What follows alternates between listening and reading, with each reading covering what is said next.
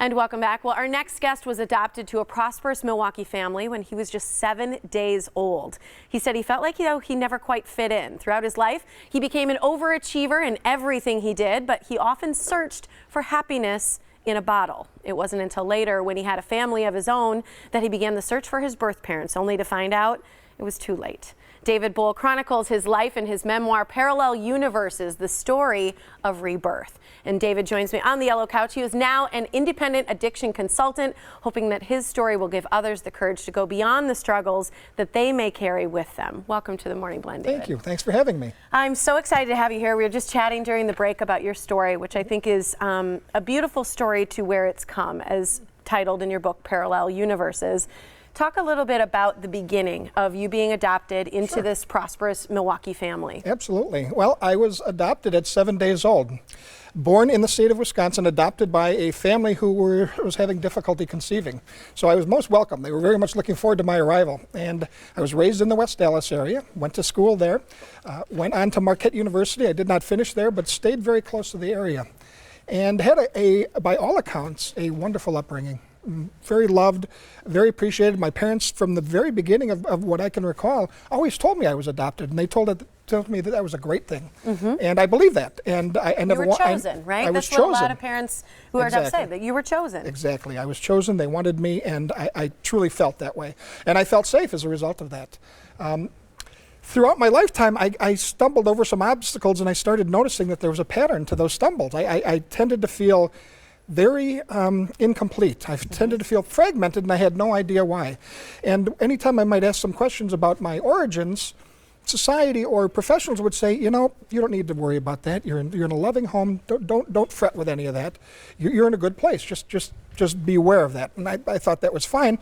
And then I had some children of my own. And I looked at them, and I realized for the first time ever that I was looking at some genetic heritage of mine that I had never seen before. And it turned a light switch on in my mind, and I thought, boy, there's something to this. Maybe there's something going on. And of course, some of this fragmentation led to a serious problem with alcohol. There was at one point in my life where it was my main coping mechanism for every obstacle that came along, and it was very unhealthy. And when I say unhealthy, it was physically unhealthy and emotionally and spiritually unhealthy for me to continue that. So I had to find a way to stop that. You had seizures. You blacked out. I mean, you really found yourself at a place where you knew going down this path, you would end up potentially like some birth parents that you didn't know. Eventually, you found your parents. Yes, well said. But found is an operative word. It there. is. I did embark upon that journey at the time that I had seizures, and at that time they were not necessarily attributed to the alcohol problem that I had, but the doctors and my wife in particular were suggesting, you need to find some medical history. You have children now. You owe it to them to let them know what's going on.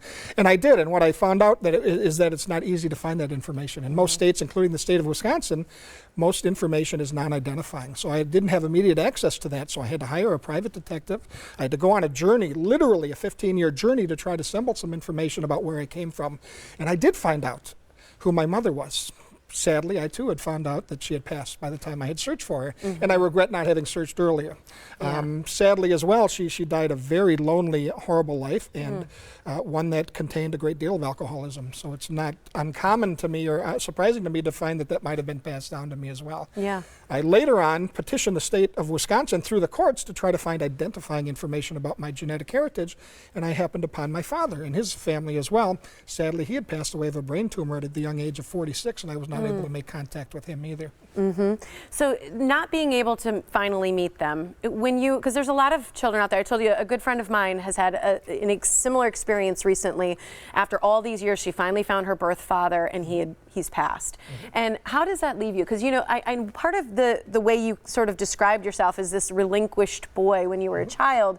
Does it feel you leaving that you found your history, or that you were still relinquished? And how do you talk about that in your memoir? I think that's an excellent question, and thank you for segregating that, because there are two things that happened here. Yes, I was relinquished by the family that gave birth to me, and then I was adopted, and the adopted experience was a wonderful experience. The relinquished experience is the one I had to go and do all that research on. So absolutely, how does that feel? I love the way you phrase the question, because what we're not looking for here, what I was not looking for here, was closure. I wasn't feeling as though that were the right goal, and thank goodness, because that expectation would have been impossible to meet. What I was really looking for was context.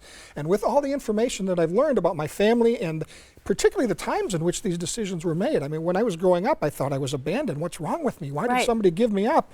And the more I studied, the more I learned, and the more data that I got, the more I realized it was more a sign of the times. That's what society did at that time. It was nobody's fault. There was nothing wrong with me. I wasn't relinquished because I had something inherently wrong with me. I was relinquished because of the times, and the family didn't think they could take good enough care. And to know that a child at 7 days old would still internalize that thought, I think, is painful to parents and people to hear, adults to hear, friends of yours, yourself, to probably recognize. What you say for your book, because we're running out of time, so I want to make sure everybody who can pick up a copy of this knows, you say this story transcends all stories, because we all have this disruption in our life, or this trauma to the story that we maybe thought our life would be.